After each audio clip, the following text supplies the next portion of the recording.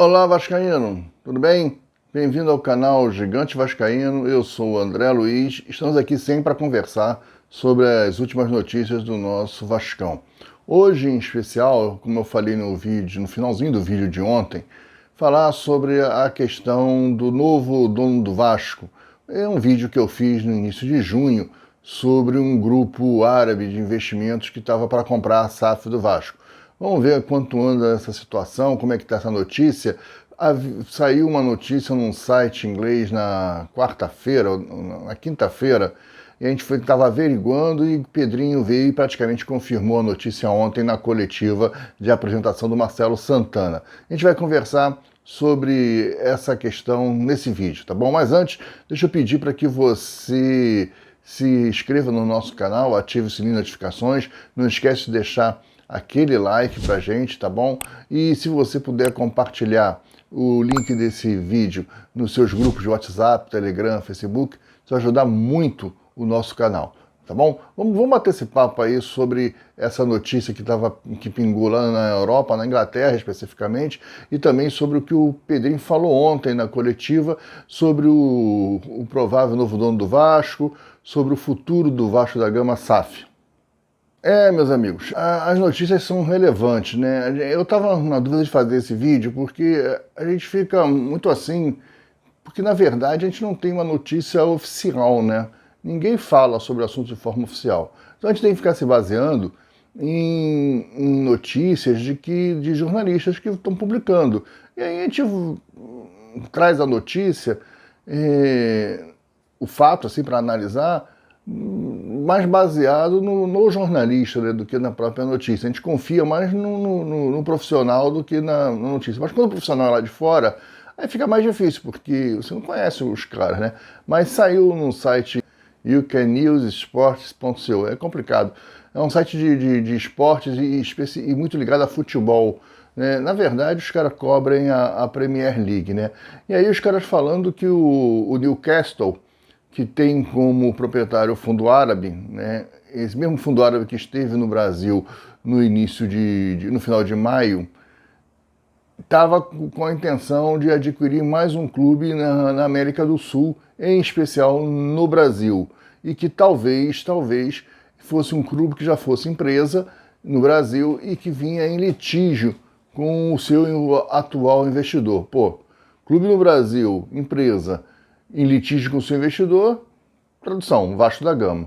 E aí era uma nota assim, do jornalista dizendo que ia trazer mais notícias em breve, nós estamos acompanhando. E aí isso batia com a nossa informação no final de maio, quando o Fundo Árabe esteve no Brasil para captar negócios e o Eduardo Paes estava junto com o Lula num evento e sugeriu ao pessoal da Arábia que tinha um clube no Rio de Janeiro que estava em litígio, mas que era um excelente negócio, e falou do Vasco. E pouco tempo depois houve reunião do Pedrinho com esses caras, do Fundo Árabe, o Fundo Árabe quis entender como é que era o negócio, e parece que as conversas foram acontecendo, né? Ao longo do mês de junho todo, as conversas vieram acontecendo e os caras agora vazou essa notícia lá na Inglaterra.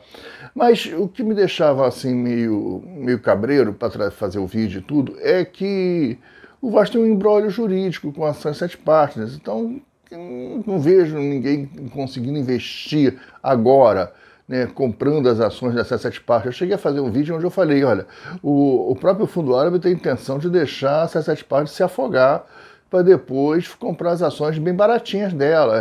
Eles não vão dar 600 milhões nas ações da 7 Partners agora, mas não vão dar mesmo. Tal. E o próprio Pedrinho tem o interesse, o grupo do Pedrinho tem o interesse de retomar as ações para poder fazer um novo contrato e vender melhor. Até porque o contrato atual da SAF impõe ao Vasco uma maluquice, né, de um prejuízo fantástico. Por exemplo, o Vasco foi vendido por 700 milhões na baixa. O Vasco estava na segunda divisão, o Vasco não tinha ativos próprios, não tinha jogadores, o Vasco não tinha nada, e foi vendido assim, o valor do Vasco foi considerado 700 milhões, um valor baixo, porque o Vasco estava na baixa. Hoje o Vasco tem receitas da primeira divisão, né? O Vasco hoje tem ativos próprios, né? Tem jogadores seus comprados pelo Vasco, então o valor do Vasco hoje é outro. Tanto é que a 77, que investiu 331 milhões em 31%, está pedindo 600 milhões. Nem sei se é isso tudo a valorização, mas existe a valorização. O contrato que o Vasco fez, que o seu Salgado, o seu Osório, que a turma assinou, diz o seguinte: se a 77 Partners quiser vender a parte dela, ela pode vender pelo preço que ela quiser, desde que ela consiga vender pelo preço que ela quiser. E aí ela vende lá, quer dizer, ela valoriza as ações dela, 31%, mas o cara que entrar, ele continua dentro do contrato da 77 Partners. Deu para entender? O contrato continua em vigor. Então o cara compra a parte da 77 Partners, e aí o que para ele ser o dono do Vasco, o que ele precisa fazer?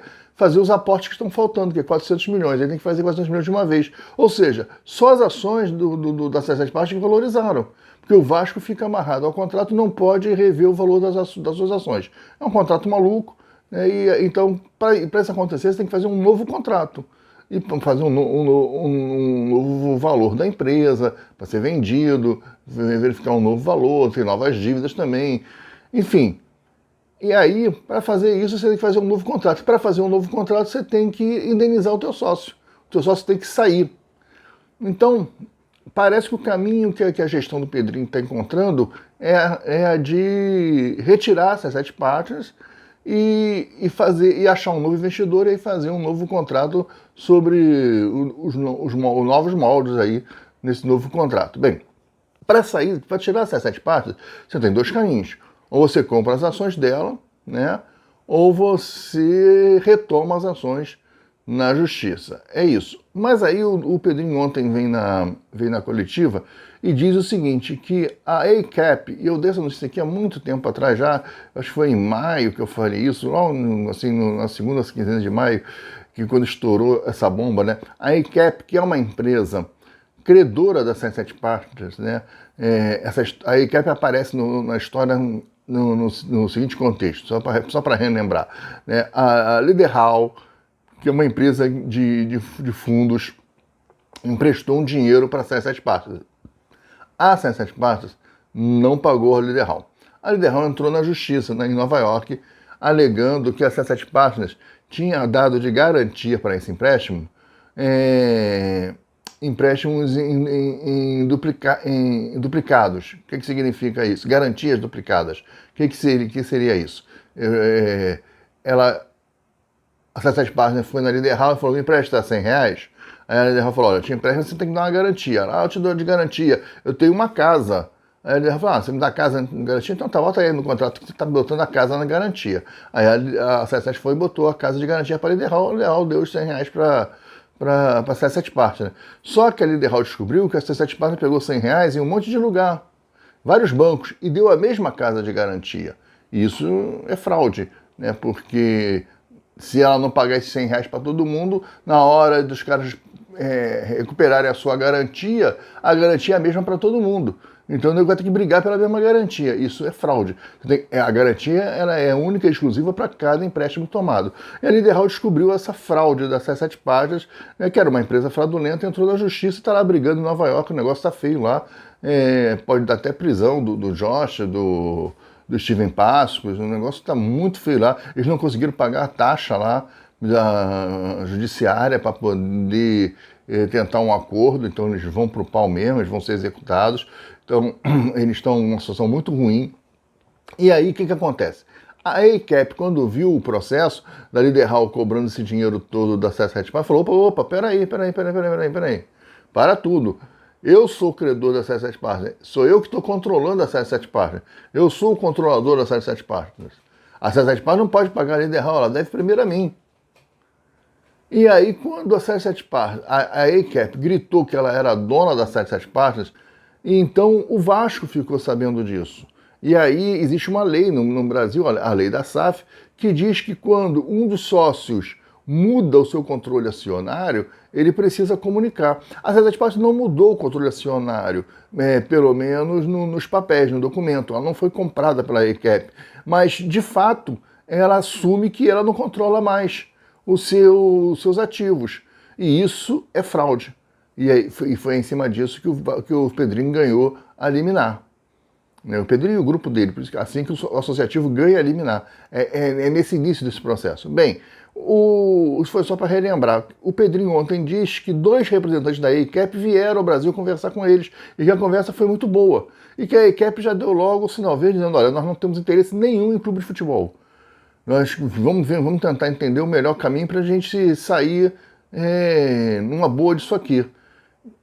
Eles já perceberam que eles não vão ficar investindo dinheiro juridicamente, eles não vão ficar investindo dinheiro em grandes escritórios de advocacia para poder lutar, ficar nessa luta judicial. Eles querem um acordo, eles querem sair fora. Falaram para o Pedrinho isso, que eles não têm mais interesse nenhum. Ora, fica muito mais fácil a situação. E também declararam que o Steven Passos e o Josh Wanda não fazem mais parte do controle, não estão mais. E o Vasco nunca foi notificado nem comunicado disso. Não pode esquecer que a Vasco da Gama SAF era uma empresa onde a 77 Partners era controladora e tinha 5 pessoas no conselho de administração da empresa da Vasco SAF. Entre elas, o Steven Pasco e o Josh Wanda, que saíram de cena e abandonaram a Vasco SAF. Né? Mais um motivo de juridicamente o Vasco está muito calçado. Então, o julgamento que ia ser agora, dia 11, foi adiado. Né? O julgamento da liminar foi adiado. O que para o Vasco não é ruim. Pelo que o Pedrinho falou ontem, o Vasco está buscando costurar um acordo com a EICAP para a EICAP sair. Então, de repente, o Vasco vai assumir a compra das ações da EICAP parceladamente, vai dar um valor qualquer para a EICAP vai sair fora do contrato, esse contrato vai ser extinto, e aí o Vasco da Gama SAF pode fazer um novo contrato com um novo investidor. Pela conversa, parece que é esse o caminho. O Pedrinho, eles vão dar uma indenização, que é justo. Os caras pagaram 331 milhões, é justo os caras receberem pelo menos os mesmos 331 milhões que sejam corrigidos por causa do dólar, né?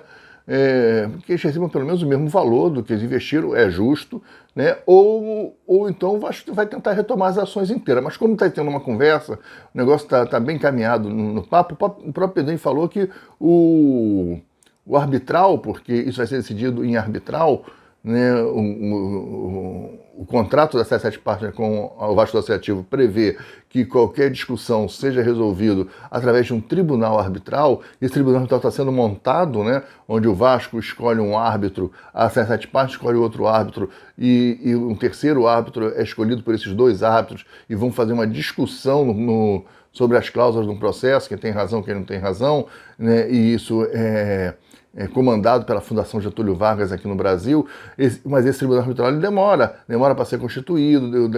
Quando ele tiver tudo pronto, ele tem que achar uma solução em 6 meses, que é mais rápido do que na justiça. O problema é que até esse tribunal estar constituído e funcionando, ele demora um tempo, porque você pode indicar um membro, a outra parte pode falar, eu não quero esse cara, aí a outra parte indica um membro, você pode falar, olha, eu não quero esse árbitro, eu não gosto desse cara, não é bom para mim, enfim, você tem vários argumentos ali que isso demora para montar o tribunal arbitral, ele demora para ser constituído, então, na prática, né? Então, isso vai demorar um tempo para acontecer. Já na forma amigável, não, você faz um acordo, faz ali algum negócio, então o Vasco está vendo essa possibilidade. Se o Vasco assume as ações, a dívida com a 77 Partners, ou agora com a EICAP, de 330 milhões, dando uma parte em dinheiro, ou até tem alguns ativos, libera alguns jogadores, dá 2 jogadores ou 3 da base e faz esses 331 milhões, ou então dá uma parte e essa parte o Vasco, o restante, o saldo, o Vasco parcela, enfim. Mas é uma dívida de 300 milhões, tá, não tem problema, porque aí quando o Vasco for apresentar para um novo investidor, o Vasco tem um novo contrato e fala, olha, eu quero 1 bilhão por 70%. Desse 1 bilhão, eu tenho essa dívida aqui que eu é obrigado a sanar de imediato e eu preciso de mais 300 milhões. Então, de 1 bilhão, você tem que me dar 600 milhões de entrada. Porque eu tenho que sanar essa dívida aqui e tenho que dar 300 milhões. E assim vai, você negocia um novo contrato com novas regras, com novas cláusulas, uma coisa mais saudável. O próprio Pedrinho disse que vem conversando com investidores. E um desses investidores é o tal do fundo árabe lá do Newcastle, que está esperando. Mas o Pedrinho também deixou bem claro que isso não vai acontecer talvez esse ano, que isso é uma situação que só deve acontecer para o ano que vem. Ele deixa isso, né? Na verdade não deixou bem claro, deixou isso nas entrelinhas. Quando ele fala sobre a construção do CT, de investimentos para o CT, ele fala, mas isso é um projeto que a gente está vendo para o ano que vem, ou seja, ele tem a certeza que vai ficar esse ano todo no controle para o ano que vem, que ele vai começar a ver o projeto do CT, porque ele só vai começar a falar de venda da empresa no seu segundo ano de mandato, porque ele não vai ter condições agora de ver isso por causa desse imbróglio todo que está aí. A menos que as coisas andem muito rápido com a ICAP, que ele se resolva muito rápido, né? Então, o provável novo dono do Vasco, hoje, o que está muito quente é o Fundo Árabe, que se aproximou do Pedrinho, né? A informação que todo que o pessoal está tendo é o que se aproximou do Pedrinho lá no início de junho, né? Mais ou menos. Ele se aproximou lá do Pedrinho e vem mantendo contato, mas está esperando para ver como é que vai ser esse imbróglio com essas partes, né? Não colocou nada, dinheiro nenhum no fogo, não fez nada, mas está aguardando para ver. Ah, vai ser a Crefisa? Isso não vai ser. A Crefisa provavelmente não vai ser, teve aquele problema todo lá no Palmeiras, mas o Pedrinho falou que tem mais de um investidor conversando, que ele recebeu várias procuras pela SAF do Vasco. Então, vamos ver, eu estou confiando muito no Pedrinho, porque ele está fazendo uma excelente gestão. Enfim, tem muito negócio acontecendo e muitas frentes para o Pedrinho ir acertando. Eu acho que o Pedrinho está no caminho, acho que as coisas vão dar certo. E eu, se fosse o Pedrinho, venderia 40% só da empresa e manteria o controle. Tem muita gente aí querendo comprar 40% da SAF do Vasco. Eu, se for o Pedrinho, eu venderia só 40% e para ter uma grana, poder tocar o barco, e manteria o controle da SAF na mão do associativo. Eu faria isso.